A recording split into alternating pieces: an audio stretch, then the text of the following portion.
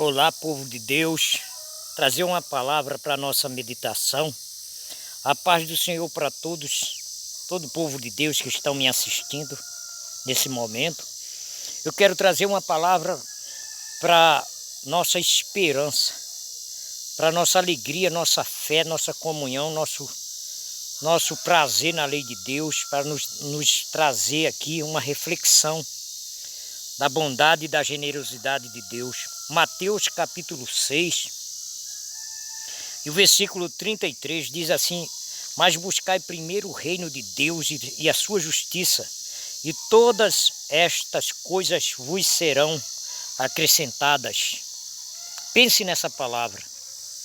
Assim como nós trabalhamos materialmente falando, também assim devemos trabalhar espiritualmente, se quisermos termos as evidências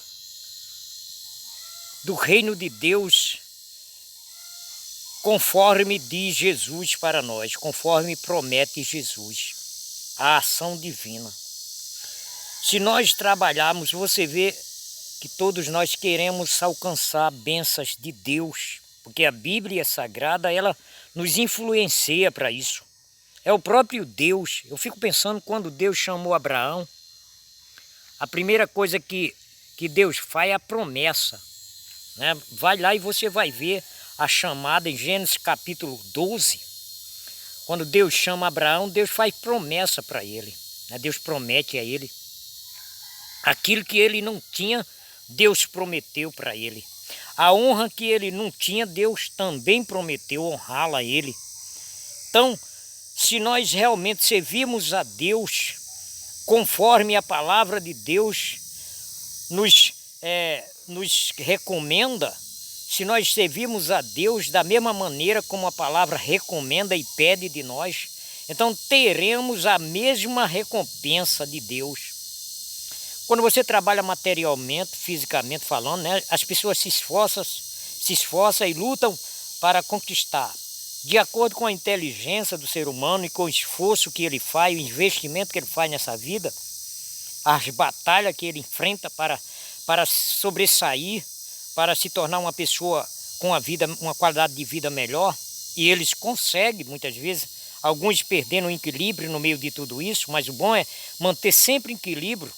E alguns perdem o equilíbrio. Infelizmente, o ser humano ele é vulnerável à perda de equilíbrio nas coisas que ele faz. Nós somos assim. Todos nós temos essa fraqueza e deveríamos admitir nossa fraqueza. O salmista diz: Senhor, expurga-me dos erros que me são ocultos. Quem pode compreender os seus próprios erros? Deveríamos admitir as nossas fraquezas e compreender que estamos sujeitos. Não há um homem inteligente, nem um homem sábio ao ponto de dizer eu não erro. Alguém disse que não há um homem tão rude, tão ignorante que não tem alguma coisa para ensinar. E não há um homem tão sábio. Quando falamos de homem, falamos de tudo, de mulher, de todas as classes humanas. Então não há um que não precisa aprender, não há um sábio que não tenha algo a aprender. E nós sempre devemos ter essa consciência. Isso dar lugar a Deus, ter uma vida de humildade, conquistar, lutar, batalhar, mas manter sempre o entendimento de que somos sujeitos a cometer erros, e muitas vezes gravíssimos.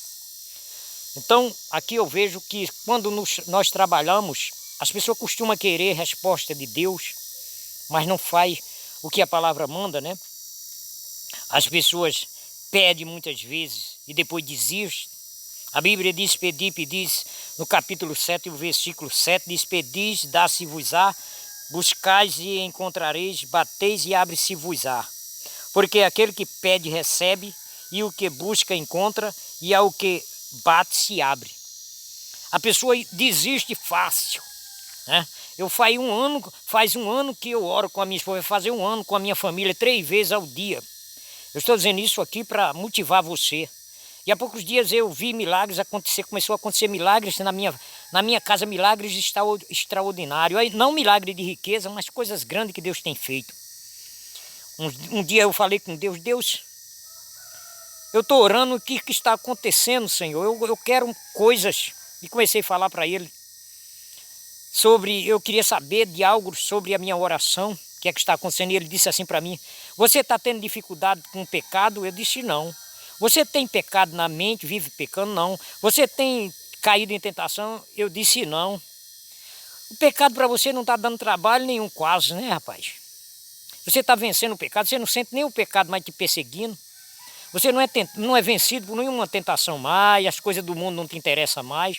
Você anda feliz, livre de qualquer tentação, você vence. Os pensamentos errados não estão na sua cabeça, pavor, medo, pânico, perigo na mente, pensamento de que não vai dar certo, uma vida triste, uma vida não depressivo, não. Então, é por causa do poder da oração. Você já está se tornando vitorioso já. Uma pessoa vitoriosa que você já tem no seu coração a firme esperança e o firme propósito definido de que vai me servir, sem voltar atrás, sem ter medo do pecado, sem ter medo do mal, disposto a praticar a vida cristã com esperança e com fé e com amor. Isso já é um grande resultado. Daí então, eu estou esperando e daí a pouco começa a acontecer algumas coisas maravilhosas na minha vida que um dia eu vou estar dando testemunho disso. Mas para isso eu preciso acreditar e perseverar em oração e busca. Então buscar primeiro o reino de Deus e sua justiça. Isso quer dizer praticar o que é reto, praticar o que é justo, viver numa vida de consagração, de santificação. Pedro, capítulo 1, eu vou sempre citar isso. E o versículo 15 ele diz: sede santo em toda a vossa maneira de viver, porque escrito está santo, assim como está escrito eu sou santo, também sede vós santo em toda a vossa maneira de viver.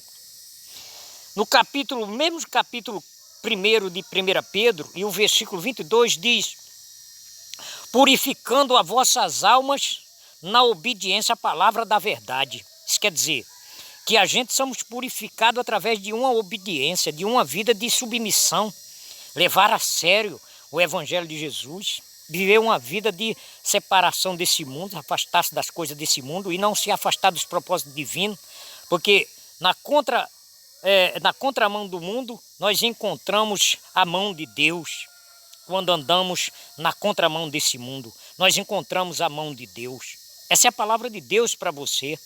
Então, busque o Senhor enquanto se pode achar. Buscar primeiro o reino de Deus e sua justiça, e as outras coisas e as demais coisas vos serão acrescentadas. A qualidade de vida com Jesus é outra coisa. É isso que eu quero convidar você. Viva com Deus, viva uma comunhão com Deus, viva uma vida de santificação, viva uma vida de separação. E é bom viver com Deus, sabe, pessoal? É maravilhoso, a gente sente uma alegria muito grande, a gente não tem medo do perigo, a gente torna-se um crente vencedor, sabe? Vencedor. Em todas essas coisas somos mais do que vencedor. O salmista Davi, ele entrega teus caminhos ao Senhor, confia nele e tudo ele fará. E as nossas necessidades serão atendidas quando nós buscarmos o reino de Deus em primeiro lugar.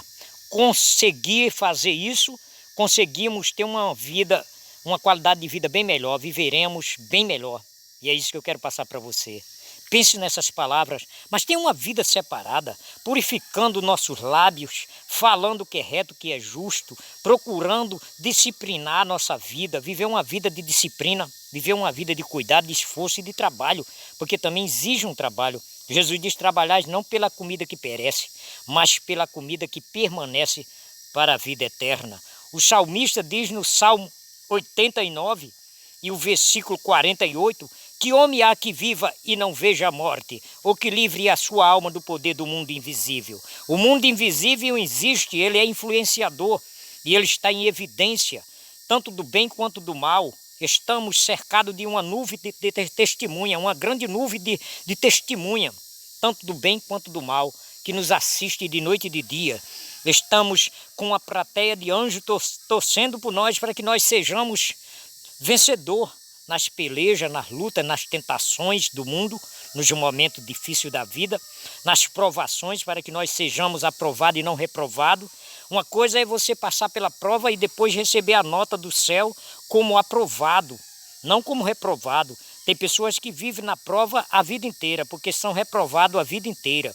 Mas se você for aprovado, você será promovido. E isso acontecerá mudança na sua vida. Então nós seremos transformados de glória em glória. Pense nisso, o reino do céu é real. A participação de Deus na vida dos seres humanos na terra é real. Deus está em evidência. As mãos de Deus não estão encolhidas para que não possa salvar, nem seus ouvidos agravados para que não possa ouvir. Deus continua com seus ouvidos aos clamores dos verdadeiros cristãos, dos que buscam a justiça, dos que buscam a sua face, buscar o Senhor enquanto se pode achar, invocar enquanto está perto. Clama a mim, responder-te-ei, anunciar-te-ei coisas grandes e firmes que tu não sabes. Nós temos que ter a perseverança, porque é na perseverança que vem a nossa vitória. Que Deus nos abençoe. Lembre-se disso. Busque primeiro o reino do céu e sua justiça, e todas as outras coisas vos serão acrescentadas. Isso é a palavra de Jesus, isso não é a palavra do homem. Haverá mudança na vida daqueles que acreditam na palavra de Deus do jeito que ela é. Deus o abençoe, meu amigo.